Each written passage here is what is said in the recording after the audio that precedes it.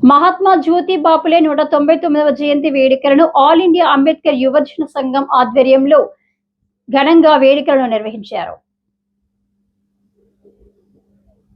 ఈ మేరకు శనివారం ఎయిటింగ్లన్ కాలనీలోని మెయిన్ షాపింగ్ కాంప్లెక్స్ వద్ద గల అంబేద్కర్ విగ్రహం వద్ద ఆల్ ఇండియా అంబేద్కర్ యువజన సంఘం నాయకుడు బూడిద సమ్మయ్య ఆధ్వర్యంలో జ్యోతి బాపులే చిత్రపటానికి పూలమాలలు వేసి మాట్లాడారు.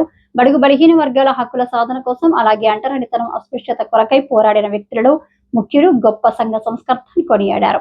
నేటి యువత వారు చేసిన బాటలో నడుస్తూ కుల వివక్షను విడనాడి దేశ సంక్షేమానికి కృషి చేయాలని పిలుపునిచ్చారు. పూలే గారు ఒక బీసీలకని కాకుండా సమాజ సంఘ సంస్కర్తగా అన్ని వర్గాల వారి కోసం హక్కుల కోసం పోరాడడం జరిగింది.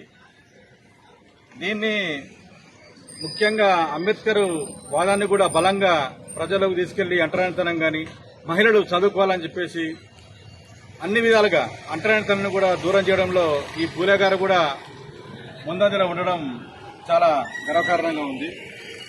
ఈయన ఒక కులం కోసం కాకుండా అంబేద్కర్ గారు అంటారు ఓన్లీ ఒక దళితులకు మాలమాదిగలకు సంబంధించిన వారని చెప్పేసి, అట్లా కాకుండా దళితుల అంబేద్కర్ అనే వ్యక్తి ఒక మాలమాదిగలకే కాకుండా అన్ని వర్గాల కోసం కృషి చేసిన వ్యక్తులలో మొదటివాడు.